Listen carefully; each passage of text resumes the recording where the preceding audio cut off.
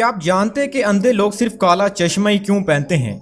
और क्या आप जानते हैं कि कुछ देर बाद चाय के ऊपर ऐसी लेयर क्यों बन जाती है? अगर नहीं जानते तो वीडियो को एंड तक देखना, और अगर आप चैनल पर नए हैं तो चैनल को सब्सक्राइब कर लें ताकि हर नए आने वाली वीडियो का नोटिफिकेशन आपको सबसे पहले मिल सके। आपने USB केबल्स को तो ज़रूर देखा होगा और आपने नोट किया होगा कि इन पर इस तरह के दो होल्स होते हैं, लेकिन क्या आप जानते हैं कि आखिर इन होल्स का मकसद क्या है? असल में इन होल को बनाने का एक खास मकसद होता है। दरअसल इन्हीं होल्स के जरिए इलेक्ट्रिसिटी ट्रांसफर होकर मोबाइल फ़ोन तक पहुंचती है। जब इन केबल्स को एडेप्टर के साथ लगाते हैं तो इसी होल्स के जरिए इलेक्ट्रिसिटी चार्जर से मोबाइल फ़ोन तक पहुंचती है और वो फ़ोन चार्जर होना शुरू हो जाता है। आप में से अक्सर लोग चाय पीने के शौकीन होंगे, लेकिन क्या आपने कभी गौर किया है कि थोड़ी देर बाद चाय के ऊपर इस तरह की लेयर क्यों बन जाती है? दरअसल जब हम दूध को उबालते हैं तो इसमें दो तरह के प्रोटीन्स होते हैं।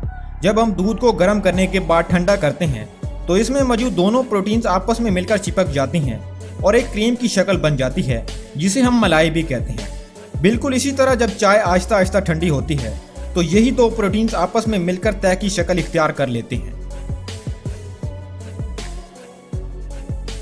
आप में से अक्सर लोगों ने नोट किया होगा कि अंधे लोग सिर्फ काला चश्मा ही क्यों इस्तेमाल करते हैं, हालांकि इन्हें नज़र तो कुछ भी नहीं आता।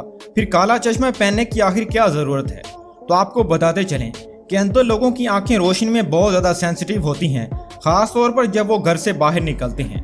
तो जब सूरज की रोशनी उनकी आंखों पर पड़ती है तो इन्हें जलन महसूस होने लगती है। अब सवाल ये पैदा होता है कि आखिर काला चश्मा पहनने का क्या फ़ायदा है? तो आपको बताते चलें कि काला चश्मा रोशनी को जज़ब कर लेता है और रोशनी को आंखों तक पहुंचने से रोक लेता है और उनकी आंखें रोशनी से महफूज रहती हैं।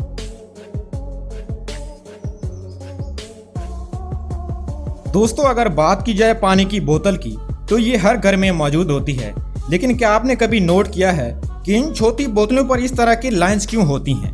ऐसी लाइंस तकरीबन हर कंपनी की बोतल पर मौजूद होती हैं, पर क्या आप जानते हैं कि इन्हें बनाने का मकसद क्या है?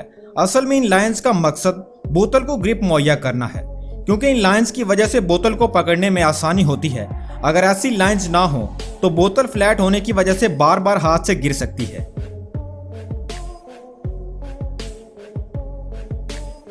अगर आप एक स्टूडेंट हैं तो आपने बहुत सी बॉल पेन्स का इस्तेमाल किया होगा।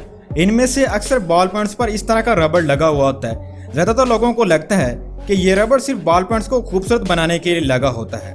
असल में ऐसी बॉल पेन्स का एक खास मकसद होता है। दरअसल ये बॉल पेन्स को पकड़ने के लिए एक ग्रिप के तौर पर इस्तेमाल होती है। अगर आप एक सस्ता बॉल पेन लेंगे तो इसमें इस तरह का रबड़ नहीं होगा, लेकिन अगर आप थोड़ा सा महंगा बॉल पेन इस्तेमाल करेंगे तो इसमें ये रबड़ ज़रूर मौजूद होगा। इससे लिखने में भी आसानी होगी और हाथ भी नहीं थकते।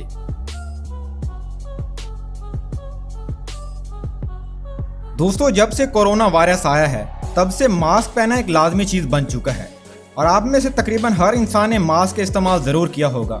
लेकिन आपने अक्सर नोट किया होगा कि इन मास्क पर इस तरह के फिल्टर्स बनाए जाते हैं। कुछ लोगों का ख्याल है कि ये सिर्फ खूबसूरती के लिए बनाए जाते हैं, तो वो बिल्कुल गलत है। इन्हें बनाने का एक खास मकसद होता है।